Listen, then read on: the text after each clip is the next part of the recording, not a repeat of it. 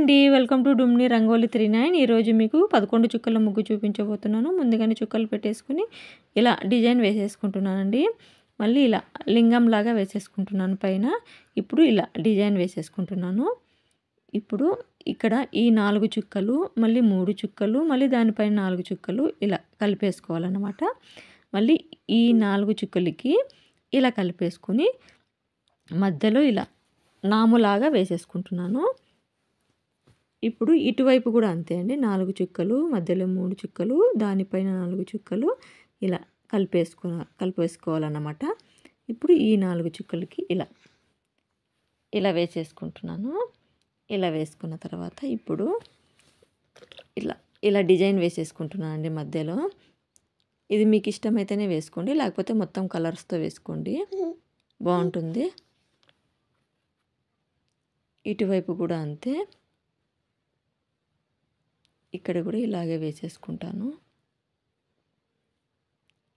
ఇలా వేసుకున్న తర్వాత ఇప్పుడు మిగిలిన చుక్కలకి ఇలా డిజైన్ వేసేసుకుంటున్నానండి. ఇలా వేసేసుకొని ఇప్పుడు ఈ చుక్క నుంచి ఈ చుక్కకి ఈ 2 చుక్కలకి ఇలా కలిపేసుకోవాలన్నమాట.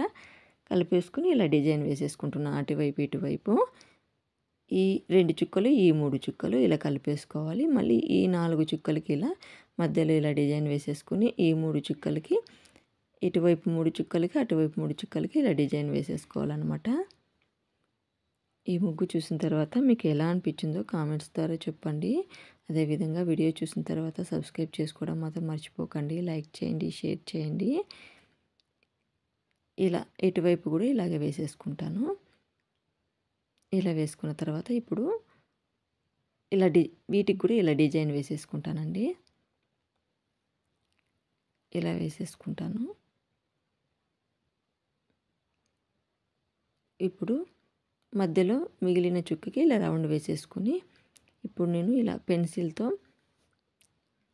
ఫస్ట్ ఇలా డాట్స్ పెట్టేసుకుంటాను వీటి మధ్యలో. తర్వాత పెన్సిల్తో ఇలా డిజైన్ చేసేసుకుంటాను. మీరైతే కలర్స్ వేసుకోండి, బాగుంటుంది.